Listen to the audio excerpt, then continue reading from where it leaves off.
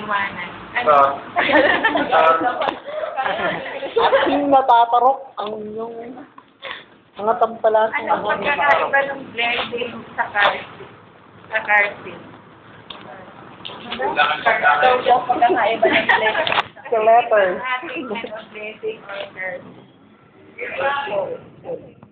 Kaya po nung explanation ko kanina, di ba po, binigyan ka ng Panginoon ng pagpapala, di ba po kayo, kumwento kayo, yung bali ang lakas yung kita nyo ng buwan na yun.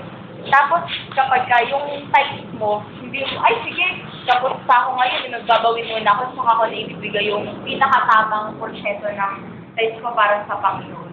Pag pinagkaitan po natin siya, malamang po no next month,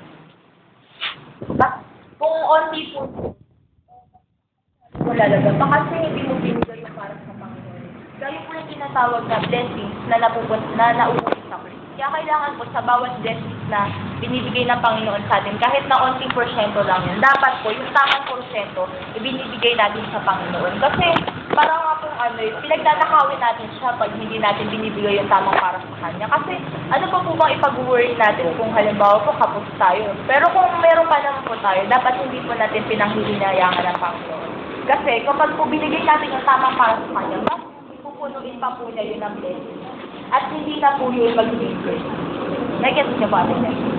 Okay. May karagdagan ka pa, Kuya Ese? Sorry, may tawag. May karagdagan pa. Sir, grabe.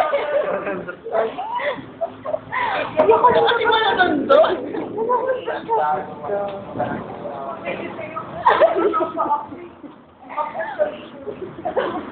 Laki yung baby niya eh, sa grabe ka. Okay, natin may sir ka. Natatawa pa ko siya.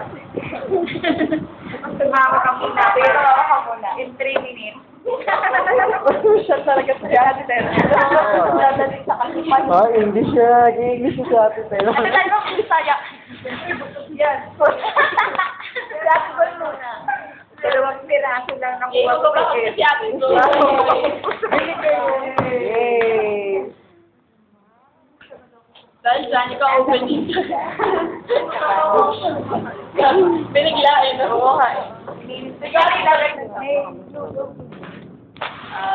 About doon sa paniniwala, pananalalig sa Panginoon, kailangan sa hindi tapat tayo sa Kanya.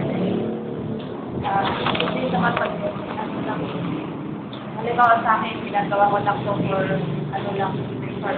may hindi maganda yung parang motivo para